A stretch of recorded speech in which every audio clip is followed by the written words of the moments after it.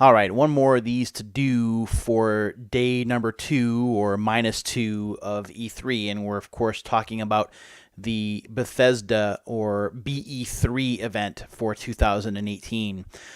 Before I talk about this event and then ultimately give my grade for the event, I do want to remind you of the criteria that I use when grading these events. The first criteria that I use is pacing. How does the show flow? How does it appeal? What is the general appeal? Are there multiple spots of time wasting or time filler versus just bringing content? So that's one thing. The second thing that I look at when I'm evaluating a show is its sales ability. Are you selling me goods that I'm going to want to buy, or are you doing a job of maybe turning me off of these goods that I might have been interested in before I had heard more about these items? If you're selling me well, then you're going to get a better grade. If you're turning me away, that grade is going to be lower. So having these two things in mind, let's take a look at the Bethesda event, the highlights of the event or lowlights, depending on where you're coming from. So the event starts out with Rage 2. There's a nice little backhanded comment or slap at Walmart Canada for having leaked Rage 2 well before Rage 2 was being announced. That said, that was pretty funny. But what happened next, unfortunately, was not. I know who Andrew WK is. A lot of people know who Andrew WK is. You either like his music or you don't. Unfortunately, I've talked about this with conferences before. This is not the Game Awards. Putting on musical presentations or musical performances or concerts is going to be a pretty divisive thing because you're going to have certain people that aren't going to be fans of that music. And you could see that in the reactions of people in the crowd. The camera would shoot reactions of people in the crowd, and they were horrified. They did not know who this man was. They did not know what he was doing out there. They didn't like the music. They just were not a fan of what was going on.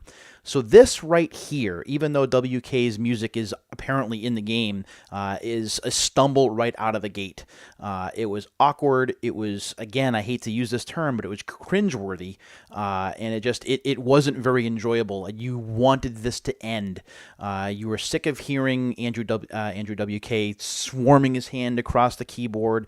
You were done with the music. You wanted to see the game that was being teased. But we were not going to get there before we got to hear developer conversation, which is basically filler time, trying to be funny in front of the camera. The jokes fall flat. Time is continuing to go by, and none of these jokes are hitting. Mercifully, the game footage actually starts. It looks good. It seems to run very well. It seems to run smooth. It looks colorful. It looks over the top, which is fine. The original Rage, what of it I played, felt like it was a little boring and barren. Rage 2 does not seem to be anything like that. There's a bit more color involved. It's a bit more over the top. It almost has a little bit more of that Borderlands feel to it, which I'm perfectly fine with. I think that's a good thing. I am more interested in playing the game now than I was when I first heard about the game. So that's at least a modicum of success for the press event at this time. So after a flat F, we're starting to rise up towards the D range, but then we go back down towards F. We're advertising an Elder Scrolls card game that needs to be rebooted, which is a bad sign. The last game that needed to be rebooted that I remember was Final Fantasy XIV, which needed a Realm Reborn to be able to save its reputation. So this is going on for a while. The community manager is doing his best to try and sell people on it, and it's just not working out. I'm not saying that we shouldn't advertise mobile games at our events. Look, mobile gaming is a big part of video gaming in general these days. I understand that there are a bunch of people that play mobile games. I'm one of those. I play Pinball Arcade on my phone and on my tablet quite a bit. That being said, how you push these things, how you sell, how you promote these things is very important. And unfortunately, the sizzle reel that was shown to try and get people interested just fell flat, I thought, was not very interesting at all. Then we lead into the Elder Scrolls Online. Nice gentleman comes out and starts talking about all the things they've added, tries to remind people that he's definitely a gamer too, which is fine. But you've either identified with the Elder Scrolls Online or you haven't by now. I remember that this thing kind of stumbled out of the gate and took a little bit of time to get its wheels underneath it. And again, they have to promote it because it is Elder Scrolls based. You want to try and get people involved in the game, but for me, it wasn't a hit. I was no more interested in the game after seeing and hearing this segment than I was before I heard it. So at this point, we are almost a half an hour in, and we've had a card game, expansion for an MMO, a disastrous musical performance, a cringy exchange between developers, and somewhere in there, we've had Rage 2. Then things start to look up a little bit when we hear about Doom Eternal. We see a nice little CG trailer that's showing us the Doom world and how dark it is, and then you see the Doom soldier stepping on a skeleton, and wow, you're into it, and you want to see more, but you're not going to see more. When instead, you're going to get a couple of more members of the development team that talk about the game, and they wish that it could be there, but they're going to show it at QuakeCon instead. So it's a big nothing burger. You know that the game is coming, and that's all you know. So you're kind of left with a teaser. That's a little bit unfortunate and not helping the show at this point. From there, we hear about a Wolfenstein expansion or standalone game. I'm not sure which it is. And this is where my personal feelings about Bethesda are starting to intrude a little bit. I want to take you back to December of 2017 when Bethesda launched a Save Player 1 campaign. I believe that they aired this during the Game Awards, where it was such a big deal. Everyone was worried that single-player games were going away. And Bethesda wanted to let everybody know that single-player games were not going away, not on their watch. So what do we see for this particular Wolfenstein game? That the last two were single-player? Co-op. Yep. Co-op. Now, co-op is certainly a popular thing. I have no issue with that. But I do take issue with the fact that you're going to promote that you're trying to save player one. You're trying to save solo gaming. Solo gaming is so important. And then you take one of the tentpole solo franchises that you have and you turn it into a multiplayer game. That's kind of talking out both sides of your mouth just a little bit. Yes, you can play the game solo, but again, it's that forced co-op solo where you're going to have the AI controlling the other player, and it just doesn't work. You're either going to play the game with another player, or you're not going to play it at all. It's like Resident Evil 5 in that aspect, or even Secret of Mana going back to the Super Nintendo days. And I'm not even sold. You had me interested when you're talking about a Wolfenstein expansion, but as soon as you bring co-op into the mix, I'm out. I'm out the door. And this is a theme, by the way, that will be revisited very shortly. So after Wolfenstein, we get some information about Prey. Prey I have not played, but they added some extra game modes for free, which is pretty cool. Plus they added a DLC, which has random stuff thrown in. I think that that's pretty neat. It's nice to see the game continuing to get support, despite not selling all that great. It's good to see the Bethesda standing behind the game and still trying to give it life. That is really cool. Then they talked about some VR stuff, which for me, I really don't care about. Granted, I understand that we're still trying to push the VR initiative. VR apparently is still the wave of the future, even though we've been hearing that for the past quarter of a century. But good on Bethesda for at least trying to continue to make that happen. Oh, I'm sorry. I skipped by the fact that we had some esports because we have to have esports. Talking about Quake Champions, I just kind of zoned out at this point. There was some meme started about Quake Dad, hashtag Quake Dad. I don't care. Esports and in arena games and stuff like that, just not my thing. I had no interest in it before. I have even less interest now. So let's get to the big highlight here, now that we're 9.5 minutes into this summary. Todd Howard comes out. Todd Howard is an amazing person. I've had the opportunity to see him and meet him in person. He is very genuine. He is very good at what he does. He is super intelligent.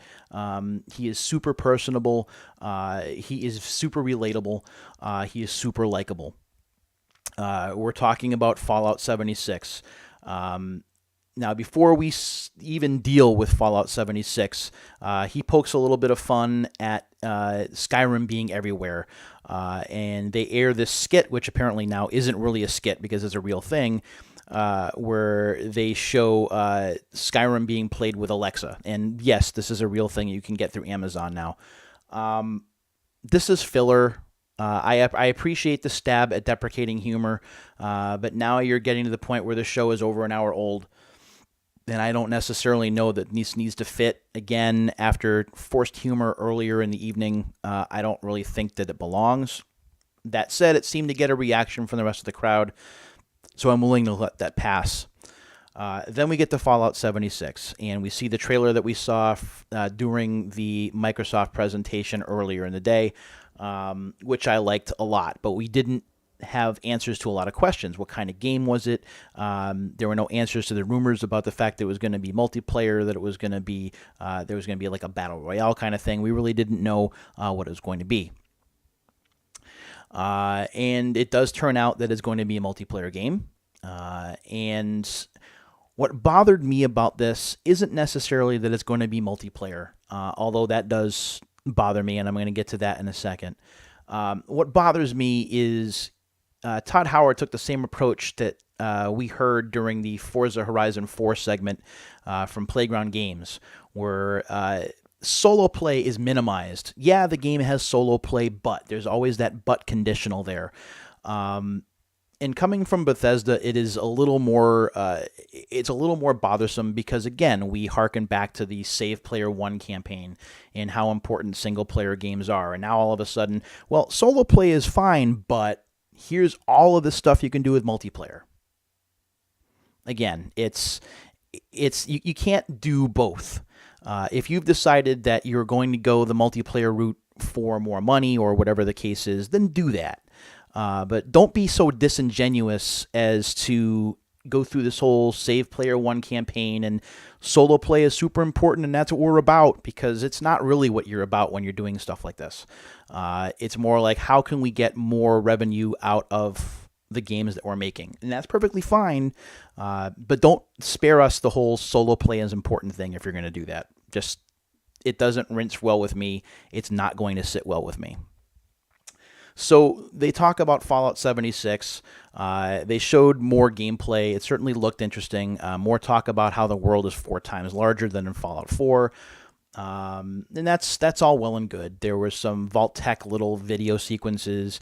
There was some talk about how nuclear missiles can, you can just kind of have at it, and someone who gets a nuclear missile can blow someone else up. And at this point, I've already kind of checked out because the show has been over an hour and 20 minutes at this point, and I'm just kind of done. There are fans of Fallout 76. There are people who really like it, who have been waiting for this thing to be multiplayer forever and ever and ever and ever.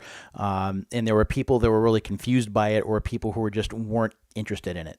I'm one of those people who I have absolutely no interest in Fallout 76 now whatsoever. Despite the fact that it's bigger, it's not even going to be worth trying because, again, although you can play it solo, how are you going to play it solo? Are you going to have to interact with other human people in the world?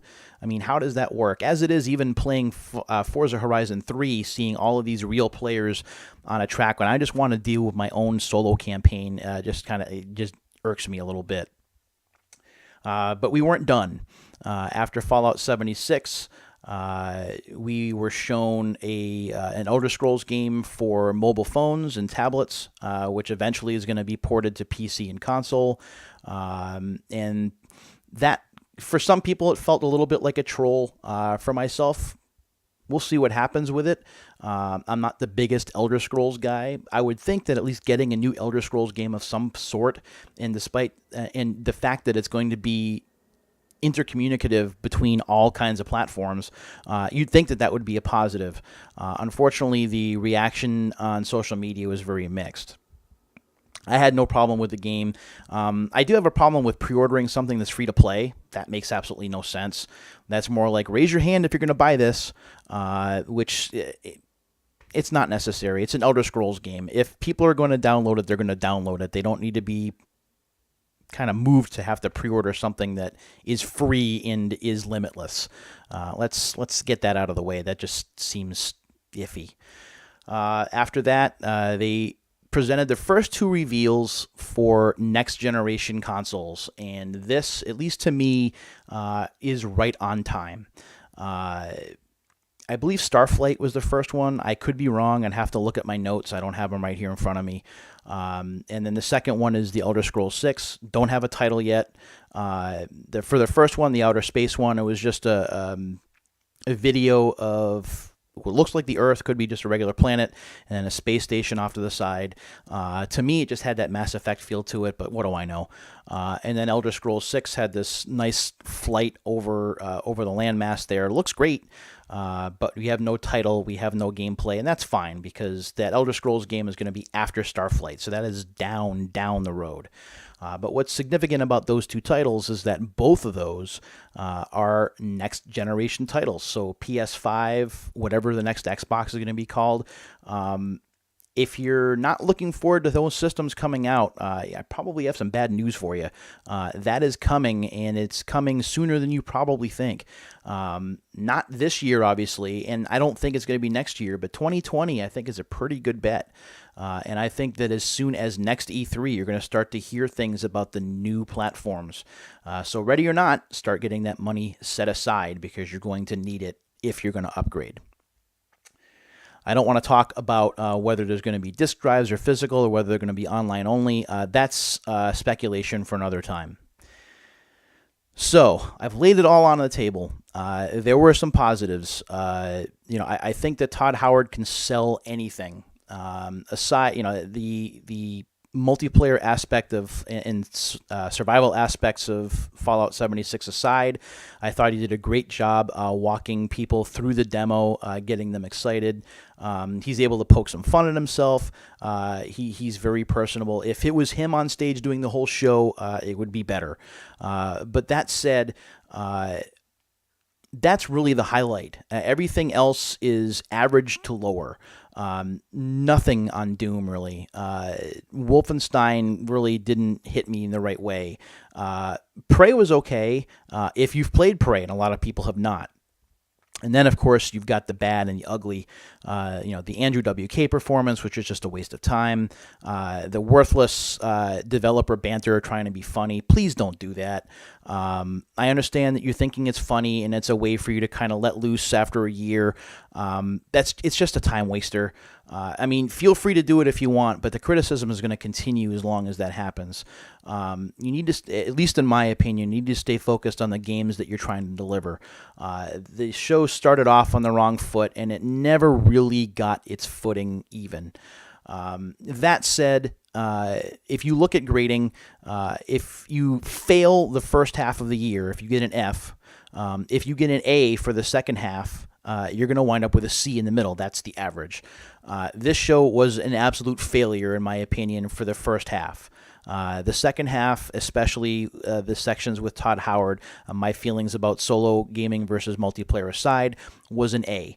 So if you put those two together, you're going to wind up getting yourself a C, and that's what I'm giving this particular presentation. It is getting a solid C from me. It could have been better, for sure. I would have liked to have seen more actual gameplay. I would like to see the games, again, speak for themselves rather than a bunch of extraneous stuff. And in terms of the other games that weren't as popular that were still being shown, a little more fire behind those would have been good. But I understand that they have to be shown, and I'm not knocking the company for that. That is not a bad thing. So that's a C for Bethesda. So right now, through 3 conferences that I've seen, EA has the D. Oh boy, that Command and Conquer segment. So D for EA, B plus for Microsoft, who did very well today, at least in my opinion, and a solid C for Bethesda. Coming up later today, because it's already the 11th, we have Square Enix, we have Ubisoft, and we have Sony. The first two I'm going to be missing. I'm going to be working on a certain Super Nintendo guidebook today. I've taken today and tomorrow off from work so I can get some work done on the book. So I'll be missing those two conferences. I won't be reacting to those, but I'll be trying to follow them on social media as much as I can. But I will be watching the Sony event, which is tomorrow night, and then I'll be watching the Nintendo event on Tuesday, and I'll be home for that as well. I'll try and react to those, whether it's on video or on Twitter, as best I can. Thanks as always for checking out this video and all of my other reaction stuff. If you have comments or reactions to Bethesda or any of these press conferences, feel free to leave a comment in the section below. Until the next time, my friends, see ya.